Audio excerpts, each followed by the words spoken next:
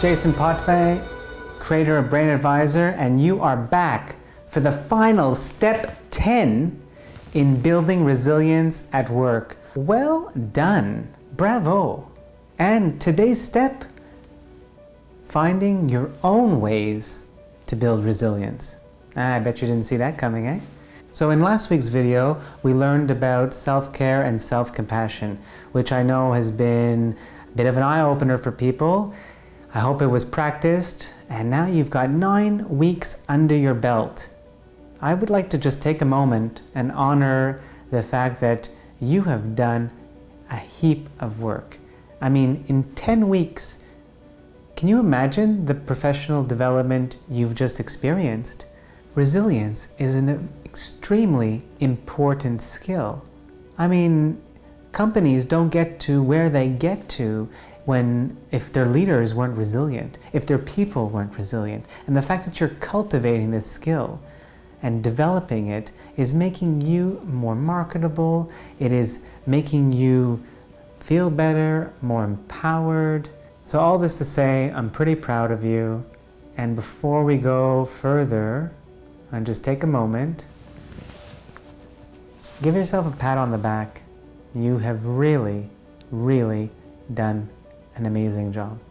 And you'll continue to. Why? Because now you're resilient. You're gonna bounce back no matter what. And this stuff gets pretty addictive in a cool and healthy way. So what is the final step? Well, I'll tell you the final step. But first you have to promise me that after you've completed this video and this week, that you celebrate, and I mean seriously celebrate, the fact that you have finished a 10-week How to Build Resilience at Work program. Celebration is key. We really want to make sure that it sits and gets set into your long-term memory. And for that, we really want to make sure this is a positive, empowering experience so that you can bring it back. Every time you need to be resilient, you're going to remember this stuff. You're going to practice it more and more until it becomes like a second nature to you. And for that, you deserve a celebration. So whatever it is, go to the movies, make yourself a cake, I don't know, whatever celebrating to you is, you earned it. All right, more serious now, moving on. So how do we find our own ways to building resilience? Well, a close peer of mine, the wonderful Sue Langley, founder of the Langley Institute. She's doing great things with positive psychology down under in Sydney, Australia, and pretty international too. And what Sue and I had discussed at the last time we met at one of the conferences, I was interviewing her, I'll put a link to the interview in the description, was if you had one thing to share with people, and she said to me, Jason, treat yourself like a scientific experiment. I loved it. It rang pure to me, because that's exactly what I do. And how do you know what works for you unless you do it yourself? Everyone can tell you what to do, but at the end of the day, it's really about you and talking with yourself and asking yourself, is this working for me? Did this work? And if it does, go for it.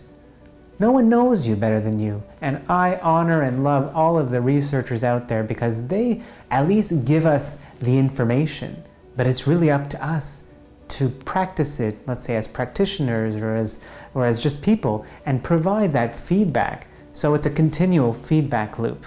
Thank you, Sue, for that great comment a couple years ago. It still rings true in my brain. So in the spirit of DIY, give it a go.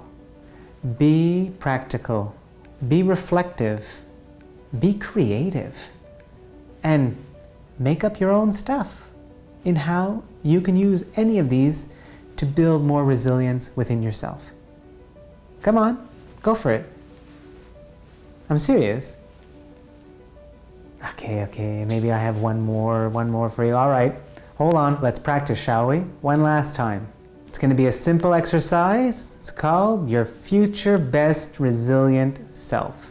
what you would do is just take a piece of paper, hopefully a piece of paper, but no problem if you want to use your phone or your computer or any kind of device, scribe. Hey, if you want to be creative, take a video camera, take an audio. What you want to achieve here is to capture the essence of a narration of you in the future, and how that, let's say a year from now, how that you in a year from now is going to be in reference to being resilient. What are the practices that they're doing daily? What information did they learn? What did they know about themselves?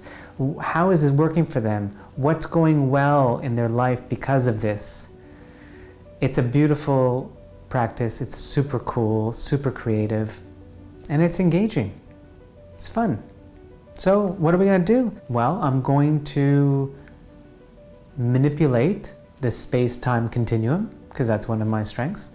And we're going to transport you to the future so you can be an observer of this future self of yours.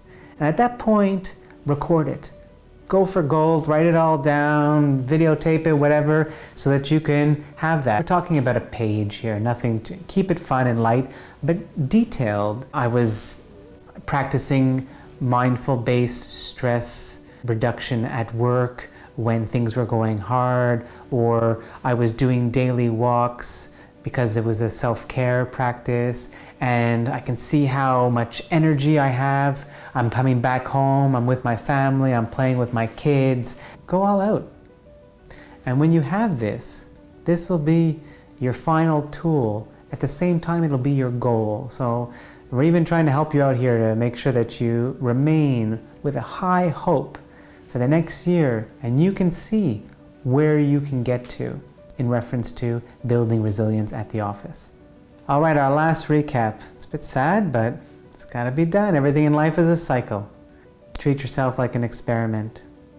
Just try, see what works for you, see what is the fit with you, and keep doing what works. Next, make sure to take the time to celebrate your wins. When you worked as hard as you've worked for the last 10 weeks practicing to build resilience at work, yes, celebrate that.